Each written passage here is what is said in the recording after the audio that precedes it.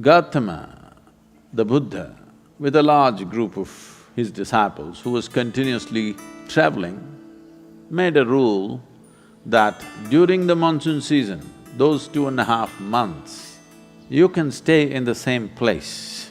The rule for the sannyasis or the monks who were with him is you should never stay in any place for more than 2 days. Normally, the monks were sheltered in many homes. So this rule he passed, more than 2 nights you don't stay in one house because it will be too much of a burden for the host. They are housing 10 people, you don't stay there for a month.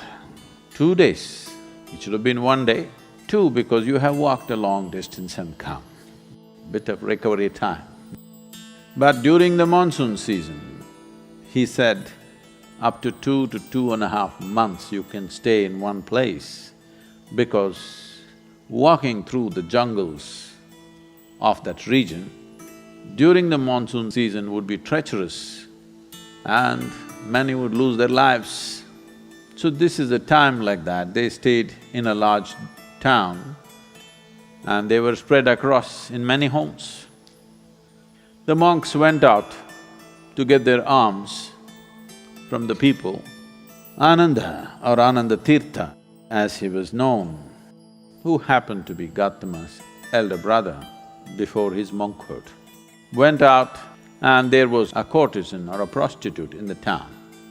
She gave him alms, looked at him, a handsome young man, tall and straight. She said, "I hear that monks are looking for shelter in many homes. Why don't you come and stay in my house?" Ananda said, "I have no issue, but I must ask the Buddha as to where I should stay." Then she became really taunting. She said, "Oh, you're going to ask your guru?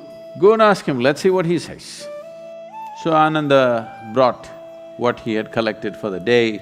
Gautama was sitting, he came and placed it at his feet and everybody is supposed to find food and shelter wherever they go. Ananda asked, "Like this lady is inviting me, can I stay there?" Gautama said, "If she's inviting you with so much affection, you must go stay there." The townspeople who were sitting here, they said, "What? A monk is going to go and stay in a prostitute's home? This is it." This spiritual process has become corrupt. Gautama looked at them and said, "Why are you so worried? The lady is inviting him. Let him stay, what is the problem?" They all started getting up and started shouting. He said, "Wait, I am on this path because I see this is the most powerful way to live. Now you're telling me her ways are more powerful than my ways. If that is the truth, I will also go and join her. I'm here because I see this is the most precious and powerful way to exist. If you think her ways are better than mine, I should also go and join. Because if you're a true seeker, that's how it should be. If you found something much higher, you go for that." Then people shouted and many of them of course leave. Then Ananda went and stayed with her.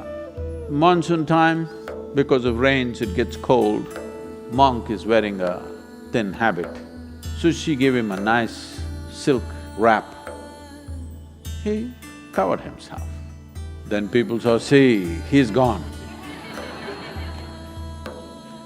She made nice cooking and gave it to him, he ate. Then in the evening she danced for him. He sat, watching very carefully, with utmost attention. Then when they heard the music, this is it, finished. Things went on. When the time was up, when the rain stopped, when it's time to move, Ananda came to Gautama along with a female monk.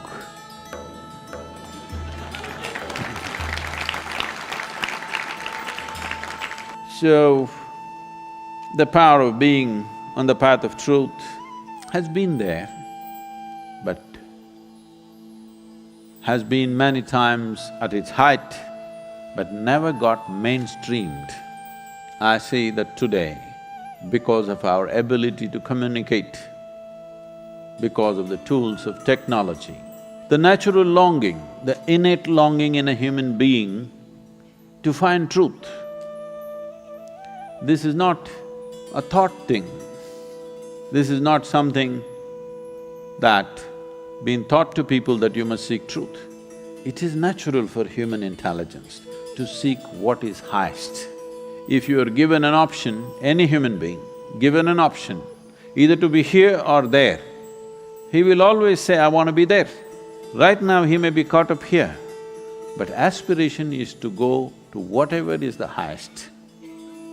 It is just that we have to show him that there are better highs than getting drunk, there are better highs than drugs, there are better highs than being caught up in social drama, there are better highs than being better than someone else. We just have to show it to him, we have to make him understand there is a better high. Forever, many sages, saints, yogis, gurus have been doing this, but as I said, they were gentle people. They didn't have a voice like me.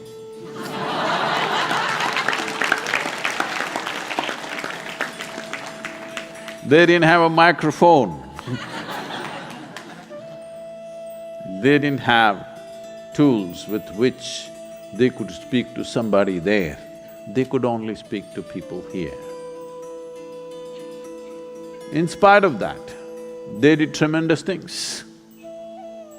For their times, many of them did tremendous things out of sheer grace and energy. Millions of people around them, they transformed.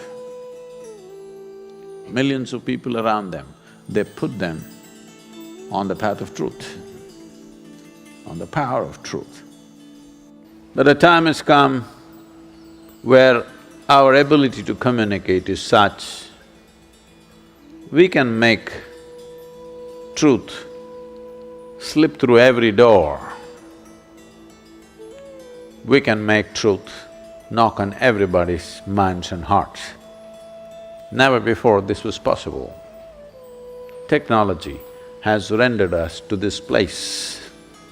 I feel this is the best age ever to make truth mainstream, to be truthful, to aspire for truth, to seek truth, the main force on the planet, because we have tools that nobody ever had.